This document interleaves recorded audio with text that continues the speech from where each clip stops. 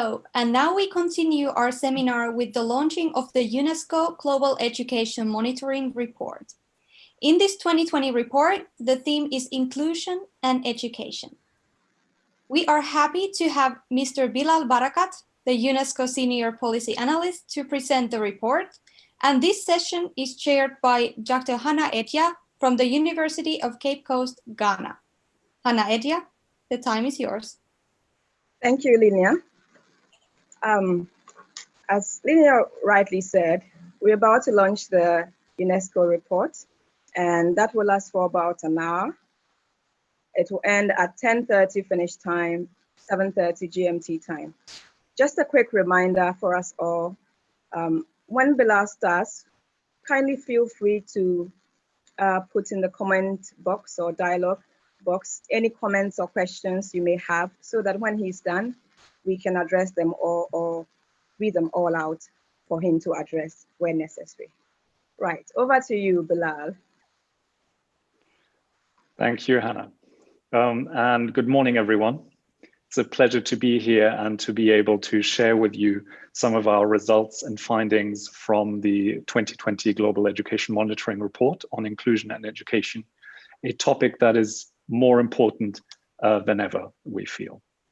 Let's start by hearing from some of the affected communities in their own voices.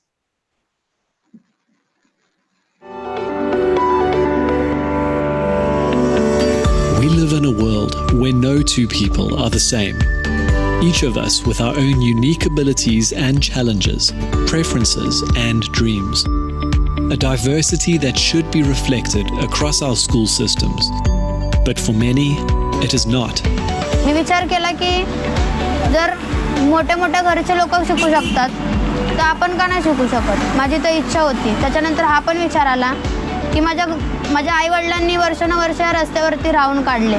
मग त्यांना पण माझी इच्छा होती की त्यांना पण असं म्हणजे सगळे घरामध्ये राहतात. मला पण इच्छा आहे की मी पण एक स्वतःचा रूम घेईल शिकून मोठी झाल्यावरती. By 2030, we aim to achieve inclusive education for all, no matter the region, income, or challenge ahead. This is the decade of action, and together we must ensure that all really does mean all in every classroom. To achieve true inclusion, we will need to place students' differences at the core of our education systems, understanding them as strengths to be celebrated, not as problems to be solved. From children to policymakers, parents to principals, everyone will need to get involved. Countries will need to understand the challenges and underlying disadvantages facing their students and directly address each individual's multi-layered needs. Inclusion cannot be achieved one group at a time. It requires more and better data on those being excluded from education to make the invisible visible again. Accurate data is important for everything as a great starting point. To make data come alive for action, you need these very lively and sustained partnerships. But simply moving students from special schools into mainstream schools that lack the appropriate resources will not work. It requires a complete shift in systems and teachers that are well-trained with the right learning materials and assessments to meet the needs of their students. Guter Unterricht ist für uns kooperativer Unterricht, in dem Schüler auch gemeinsam Probleme lösen, nicht immer nur der Lehrer gefragt ist. Das heißt, ich verlasse meinen Status der allwissenden Lehrperson.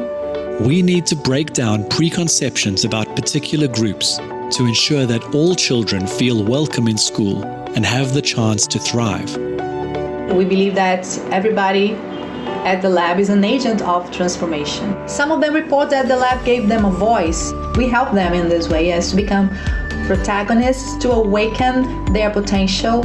Across the world, governments and policymakers will need to ensure equitable financing. Allocating these resources to children that are the furthest behind will need to be planned jointly. Partnership cannot be overemphasized. So you may not be a health person, but you may be an administrator, you may be an innovator. We can put all of these to the table and then make it work. The path ahead will have its challenges, but working together, learning from our peers, we can ensure that all means all, and every child has the chance to reach their full potential.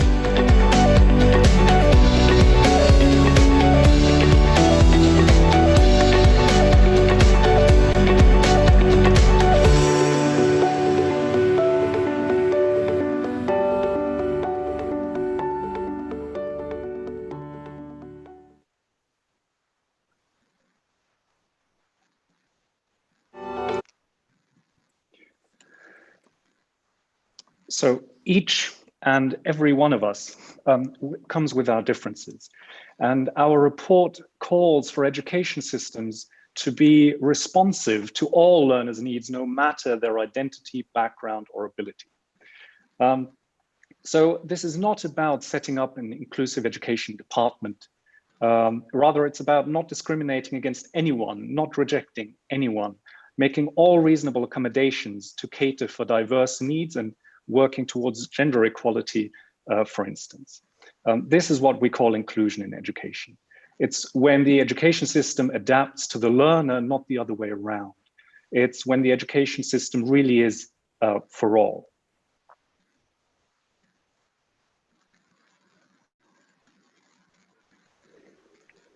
So while education, as we heard and as we say in the report, inclusion can't be achieved one group at a time, it is important to recognize the diversity, different groups that students can belong to with their particular needs.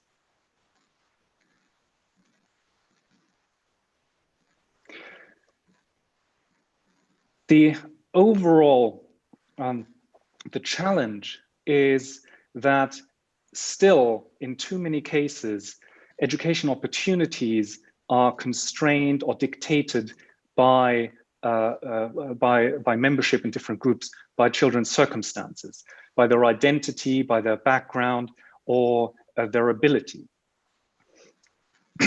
Our report highlights some of these barriers that are still too high for many learners. Even before COVID-19, 1 in 5 children, adolescents and youth, more than 250 million children who should be in school were still entirely excluded from education. They were not going to school at all. Stigma, stereotypes, and discrimination mean that millions more are alienated inside classrooms. What are shown here are just some of the examples that we found on persistent exclusion in education. Despite the goal to achieve universal secondary completion in as little as 10 years' time, there are still 20 countries at least, and probably more, where we don't even have data, where hardly any poor rural young women complete secondary school. Those whose mother tongue is different from the language of instruction are also penalized. Among those aged 9 in middle and high income countries, they're a third less likely to be able to read the basics.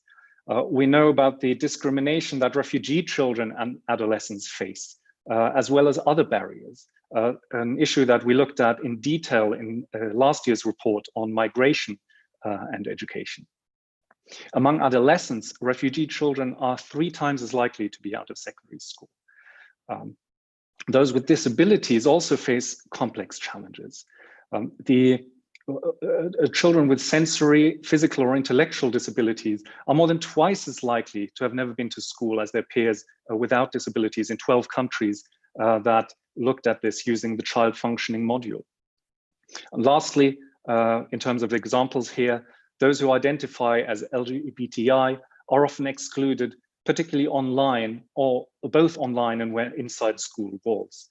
In the US, LGBTI students were almost 3 times more likely to say that they had stayed home from school because of feeling unsafe.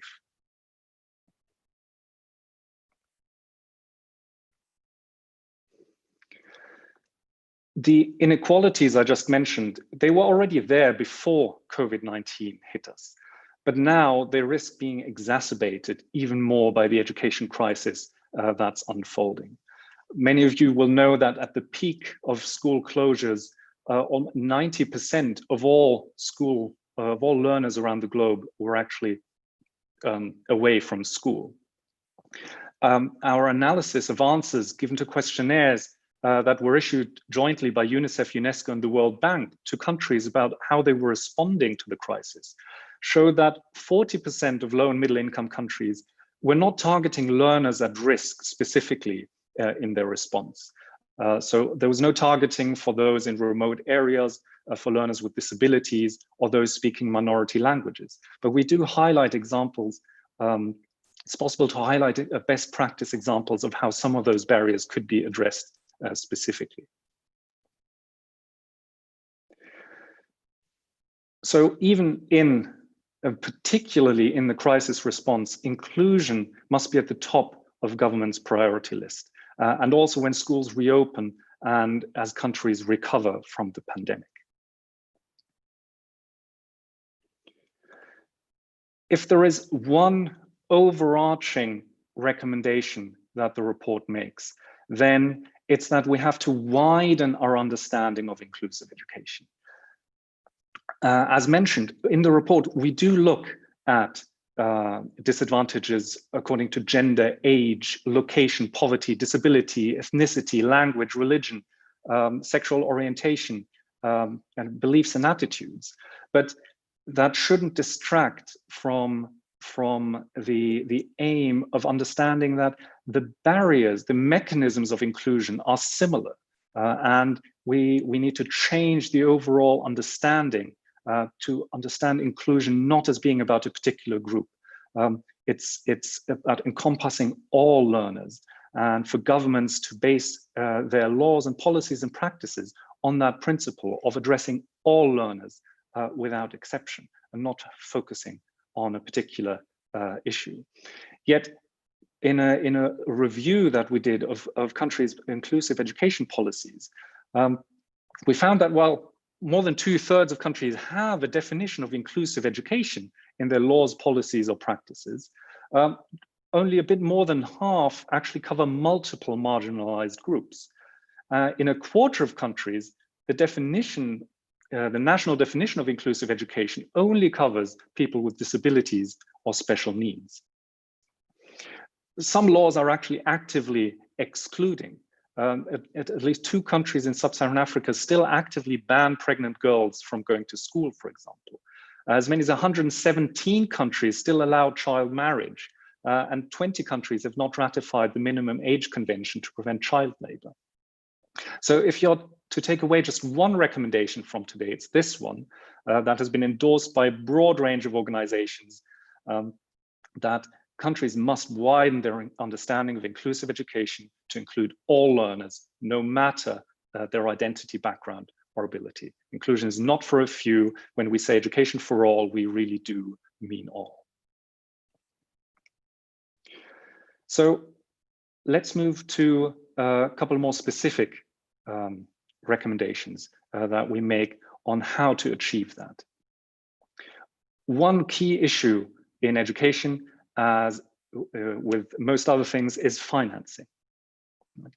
So once the legal barriers to inclusion have been addressed, we recommend a twin track approach to financing for inclusion, that on the one hand allocates general funding to foster an inclusive learning environment for all learners, and at the same time has targeted funding that follows those furthest behind and does so as early as possible. And this is not just about education funding. Non-education financing policies are critical as they cover learners' intersecting needs. As a successful example, we know that since the 1990s, social protection programs in Latin America have increased education attainment by around 1 year. And these were not education funding mechanisms. These came out of social protection.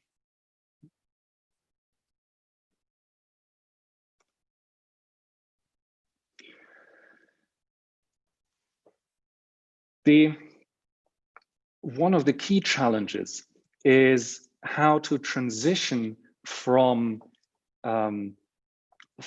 systems that have separate settings to truly integrated systems So our analysis shows that in 25% of countries, the regulations, they still call for students with disabilities to be educated in separate settings. We are frank about the numerous challenges in every context, in high and low resource contexts, for achieving inclusion. And moving from separated settings to inclusive settings, in some ways poses a management challenge. One problem is that the human and material resources and the expertise to address diversity have been concentrated in a few places, and they're unequally distributed. So we look at various ways various approaches countries have taken to transforming the system, to having this specialist expertise and these special resources as resource centers that are available to support all schools to be more inclusive, that have itinerant specialist teachers that support this transition. So what is needed are mechanisms and incentives that move flexibly, depending on context, so that specialist expertise can support mainstream schools and non-formal education.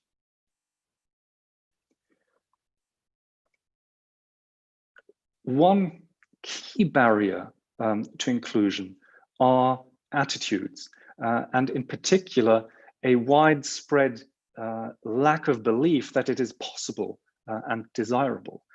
This extends beyond policymakers or teachers. Many parents hold discriminatory beliefs as well.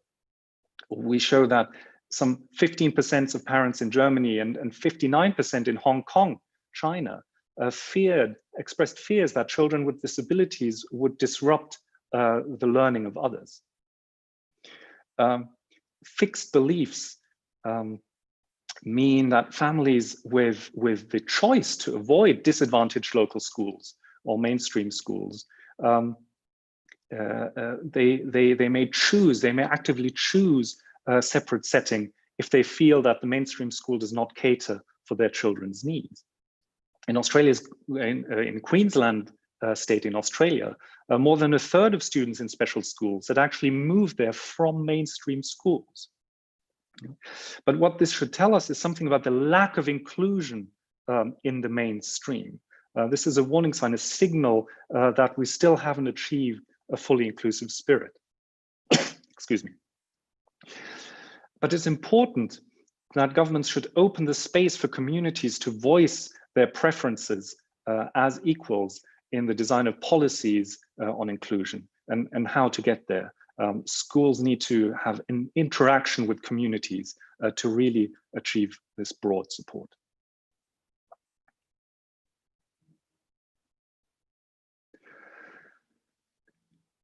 Within the government, there's a need for cooperation and collaboration, both horizontally across departments and sectors, but also vertically between central governments, provincial governments, and local governments. This involves ministries sharing responsibility for inclusive education to collaborate on identifying needs, exchanging information, and designing programs together, because learners' needs are multiple and complex.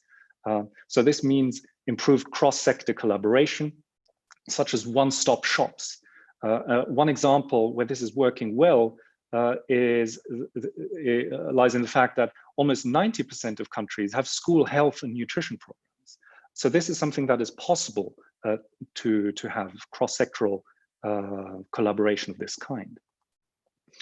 As many countries decentralize responsibility for inclusive education to local governments, we found that there is a risk that this exacerbates inequality if these local governments that receive the responsibility don't at the same time receive the human and financial support that they actually need so they can carry out their mandate effectively.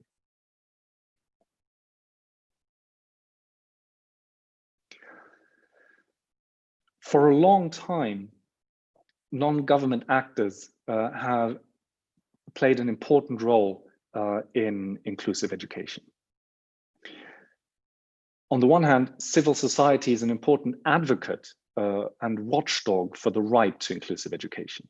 But at the same time, non-government organizations have actively provided education services to some groups that the government does not reach, such as street children. Ultimately, the responsibility lies with governments to provide leadership and maintain dialogue with NGOs to ensure that their education service provision does not lead to segregation, that it meets standards and is aligned with national policy, and that it doesn't replicate services or compete for limited funds. Governments should also create conditions enabling NGOs to monitor fulfillment of government commitments and hold governments accountable to stand up for those excluded from education. An NGO campaign in Armenia resulted in a new legal and budget framework to roll out for inclusive education nationally for 2020. So we have these examples of positive change really brought about by this persistent advocacy.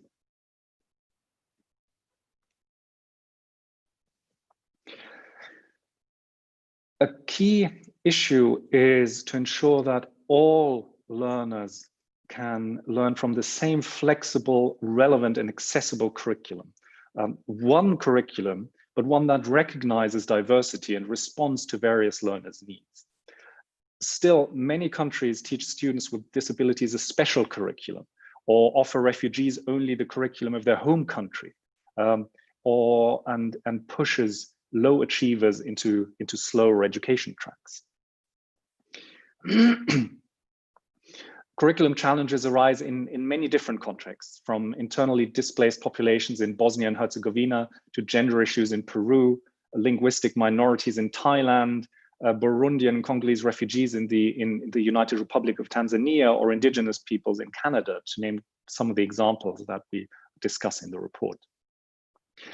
Yet curriculum lags behind. In Europe, still 23 out of 49 countries did not address sexual orientation and gender identity explicitly in their curriculum. Assessment based on the curriculum should be formative and allow students to demonstrate learning in various ways. We found that in 7 sub-Saharan African countries, however, that we looked at, hardly any teacher had the minimum knowledge in student assessment to actually implement this in practice. This idea of universal design that we talk about with respect to the curriculum applies to all aspects, including school infrastructure. This is critical that school infrastructure doesn't include anyone. But still, some 335 million girls still attend primary and secondary schools that lack facilities for essential menstrual hygiene, for example.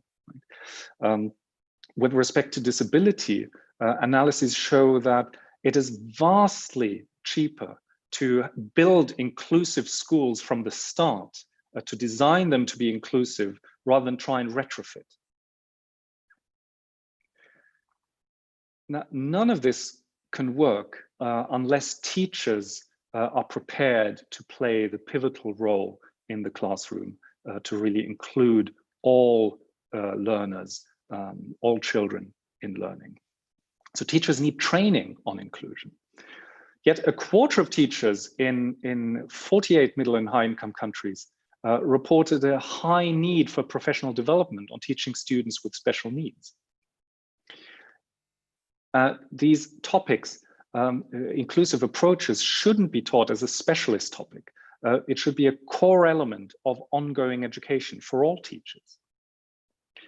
But it's not just about pedagogical technique. Such programs need to focus also on tackling entrenched views of fixed ability thinking, of teachers thinking that some students are deficient and unable to learn. Teachers aren't immune to social bias any more than anyone else. A key role is for head teachers to implement and communicate an inclusive school ethos. And lastly, it's critical that the teaching body itself embodies diversity. This supports inclusion by offering insights and serving as role models to all students. In India, for example, we've seen a substantial increase in the number of teachers from scheduled casts in recent years. Globally, women are still missing from the higher levels of the education workforce. So when you look at the teachers and then at head teachers, you see in virtually all countries, there are many fewer female head teachers than there are teachers. To understand the extent to which we are making progress in all these areas, it's crucial to collect the right data and to collect them in the right way.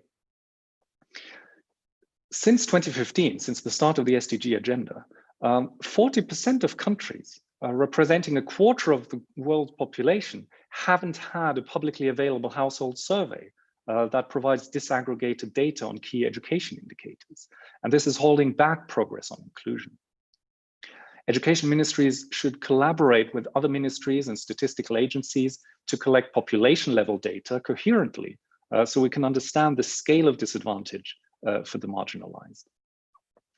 There's a consensus now on the Washington Group's short set of questions on disability, on collecting data on disability that's consistent with the social model of disability. And this is improving the availability of comparable relevant data.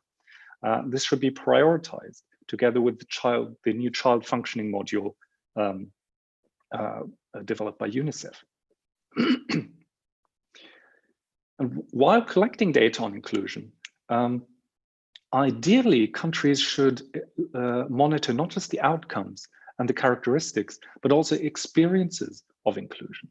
New Zealand, for example, actively monitors whether students feel cared for example, or how well they are managing to establish positive and maintain positive relationships, respect others' needs and show empathy, for example. The challenge is to avoid reducing children to labels and to stigmatize further, which can be self-fulfilling. So there's a balance here between identifying groups to make the disadvantaged visible and this risk of further stigmatization. So policymakers must make sure that no learner is harmed in data collection. One possibility exemplified by Portugal is a non-categorical approach to determining special needs in schools. My understanding is Finland has a similar system. And many other countries can learn from this approach. Alongside the report itself, we have published a new platform, PEER, which stands for Profiles Enhancing Education Reviews, a new website with profiles of every country's laws and policies on inclusive education. We use these profiles to map trends across the world and by region, and they inform many of the statistics that I shared with you today. So when you visit the site, you'll see that the profiles are comparable, they follow the same structure, and we believe much can be learned from sharing experiences across countries. And we hope that this site will further help that process. We're in the process of updating these profiles for our next report. The 2021 Global Education Monitoring Report will be on non-state actors on education. And so we are mapping in a new set of profiles different countries' approaches to regulation and so on of not just private schools, but all kinds of non-state actors. So this is part of a process where we are working on building a bank of new global public goods for education, and we very much invite you to take a look. So to close, in a world that's increasingly faced with uncertainty and precariousness, inclusion has to be central to the future of education. So I would like to thank each and every one of you here for your help in disseminating these messages, advocating around them in your own work and that of your partners. So thank you very much for your attention, and I look forward to the discussion. All right, thank you very much, Bilal. Indeed, no one should be left behind, and we should all collectively put in some effort and make sure that everyone is included regardless of their gender, their age, their location, and what have you. All right. We'll see if you have some questions or comments. We can take them. But in the meantime, one interesting thing that I noted in your presentation is about the screening programs that schools ought to do, because I find that in Ghana, there are efforts to screen learners before they come in so that any special needs may be detected, such as hearing impairments or visual challenges may be addressed. But there's still some room for improvement. And the sizes, the large class sizes sometimes pose as a challenge to the teachers. It is now that I know we are trying to adopt co-teaching or team teaching. But other than that, the class size is a constant issue that makes, yes, there's access, but that makes quality teaching to meet diverse needs a huge challenge. Is there any data you have on Sub-Saharan Africa that speaks to this?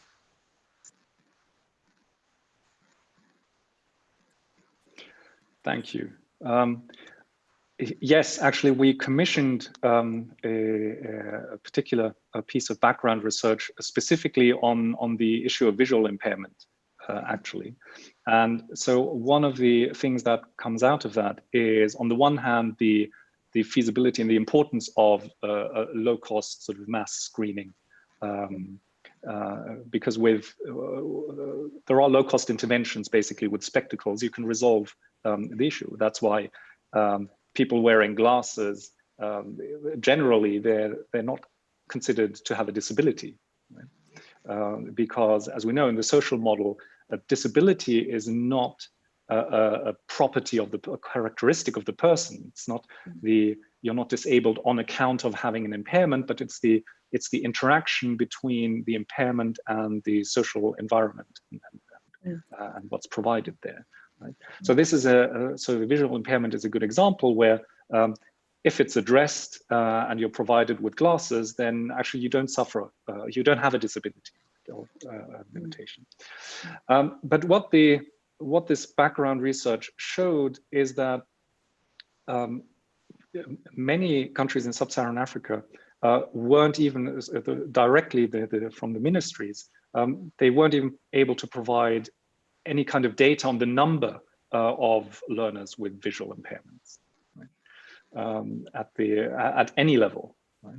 And of course, if it stops there. If you don't even know how many there are and where they are, then already there's not much further you can do to address the problem in terms of planning and policy and all that. But of course, we do know that they are there, right?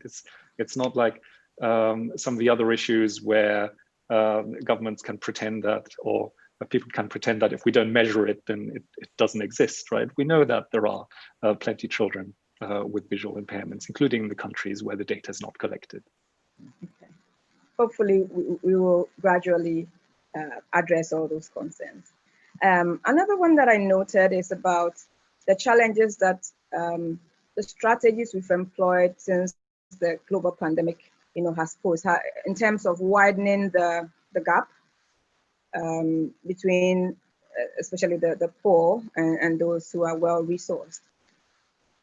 However, how about the skill of teachers to even handle these strategies like the blended learning and online teaching? Because that also poses a problem to those who already have access to that kind of teaching and learning. So that's one thing to look at.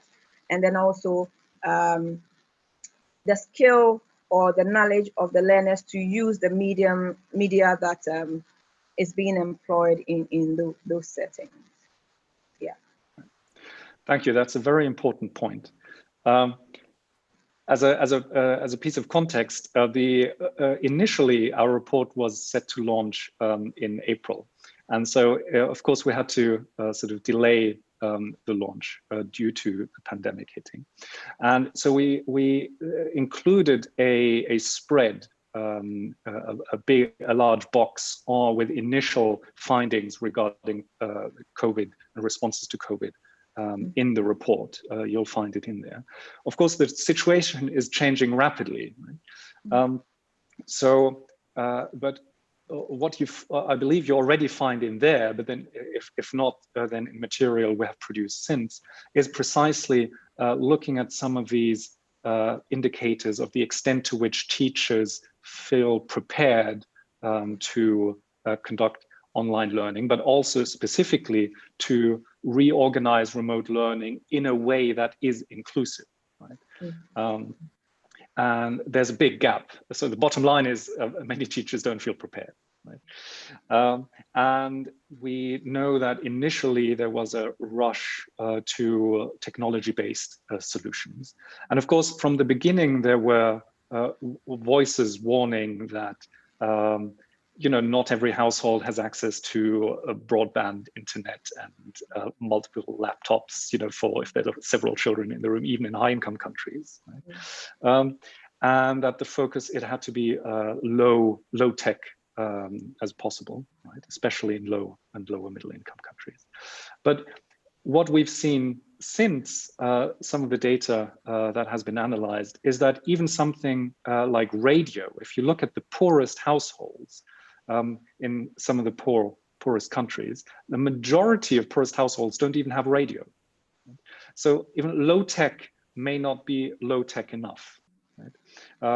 And more approaches are required. Some countries have experimented with sort of physically reaching out to families and delivering sort of hard copy printed material to households directly. As one way of trying to bridge that gap. And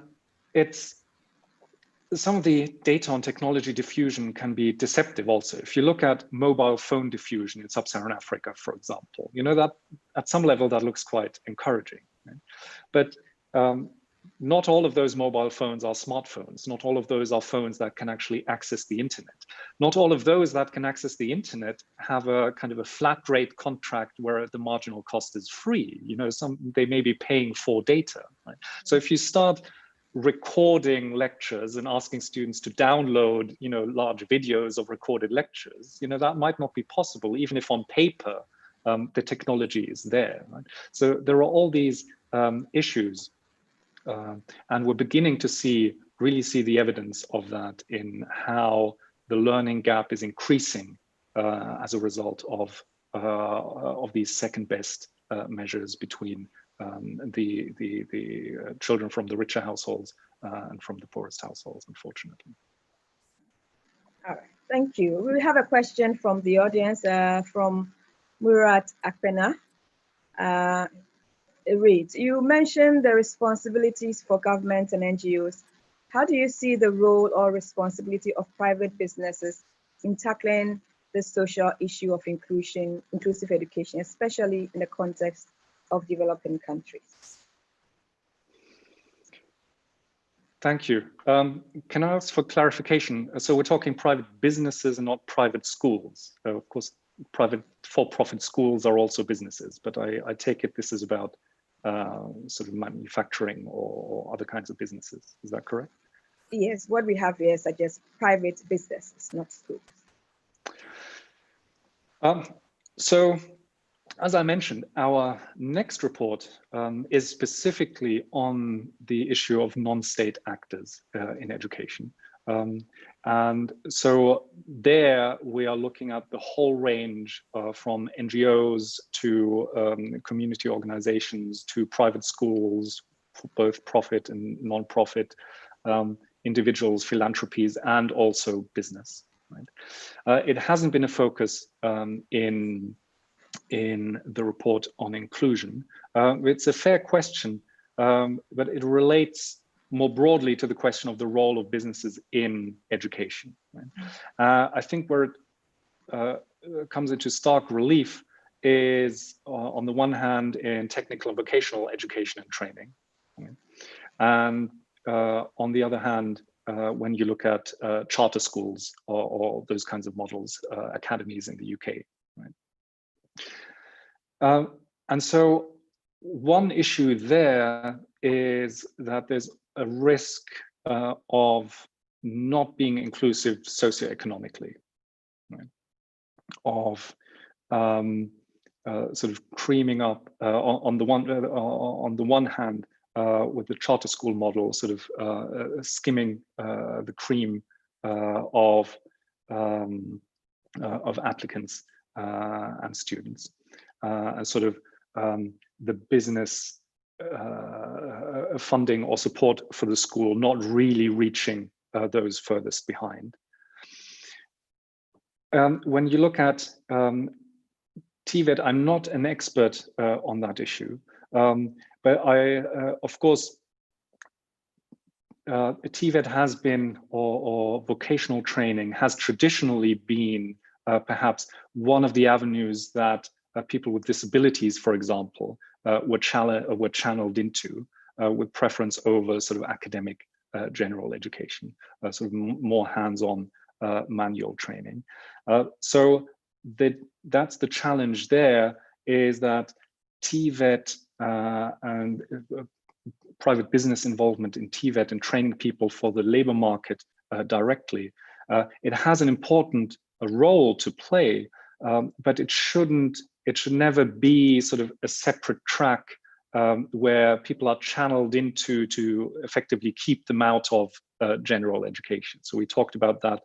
You see that everywhere, not just with respect to people with disabilities, but also, for example, refugees in high-income countries in Europe. They're in education, but they're channeled into sort of lower status, lower prestige tracks predominantly.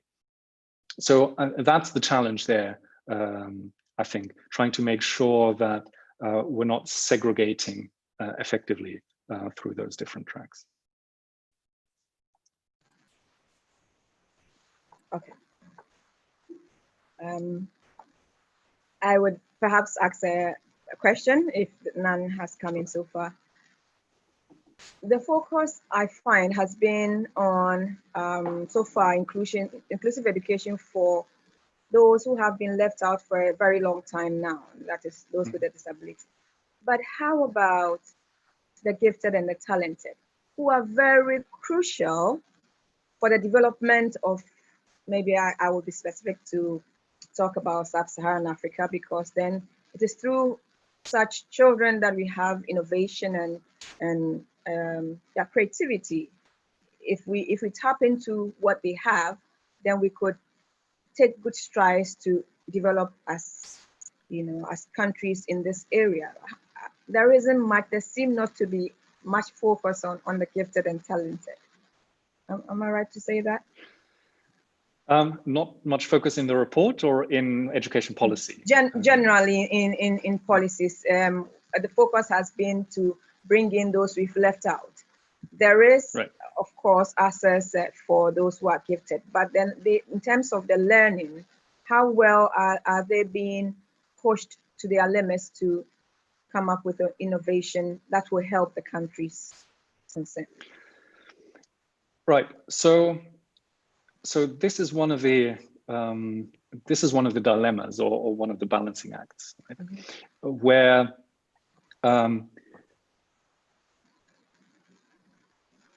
in the implementation in practice, when you look at the identification of gifted and talented students in the US, for example, there's very clear evidence that it's not entirely merit-based, but that you have very different sort of rates of being recommended for these programs by race, for example. Right? So in practice, there's often a risk that separate programs for the gifted and talented work towards or contribute to to exclusion or reduce inclusion, right? Because inclusion in these programs then replicates, all these disadvantages that we've seen before. Right? And there are plenty of approaches that show that the needs of gifted and talented students, they do have particular needs, right? Learning needs and needs for encouragement and being challenged and all that, right? But they can be met in an inclusive classroom, just like the needs of students with learning difficulties can be met in a functioning inclusive classroom. The needs of the gifted students can be met in an inclusive classroom. So we have the same issues that we have with inclusion generally.